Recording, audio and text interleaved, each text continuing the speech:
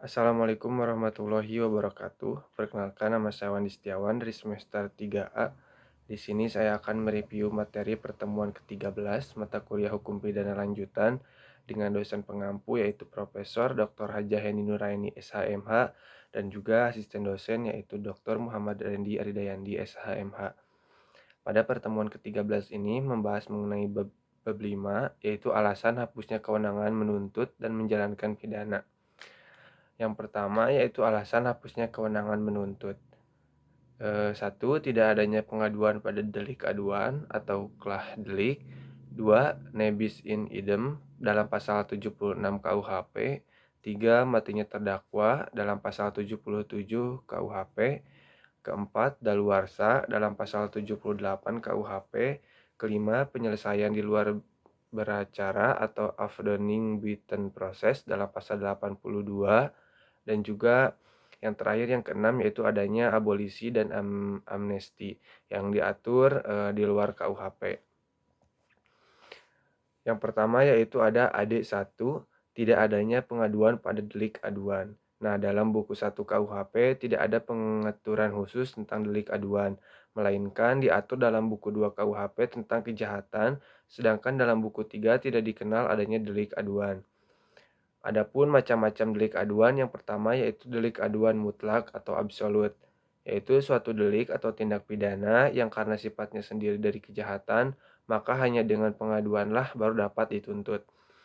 Kedua yaitu delik aduan relatif, yang dimana delik aduan relatif tidak bergantung pada sifat kejahatan, melainkan pada hubungan antara si pelaku dengan kejahatan itu atau pembantunya. Selanjutnya, keistimewaan atau kekhususan delik aduan absolut. Yang pertama, dalam delik aduan absolut yang diadukan adalah peristiwa hukumnya. Dan yang kedua, dalam delik aduan absolut, pengaduannya tidak dapat dipisah-pisahkan atau on split bar. Artinya dengan adanya pengaduan berarti berlaku untuk semua pelaku kejahatan walaupun tidak disebutkan satu persatu.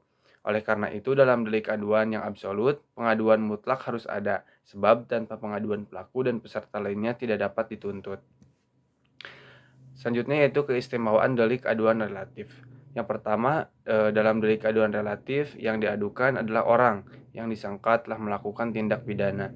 Yang kedua, dalam delik aduan relatif, pengaduannya dapat dipisahkan, artinya pelaku atau peserta kejahatan tidak dapat dituntut apabila tidak disebutkan. Jadi yang disebutkan saja yang menjadi pelaku tindak pidana.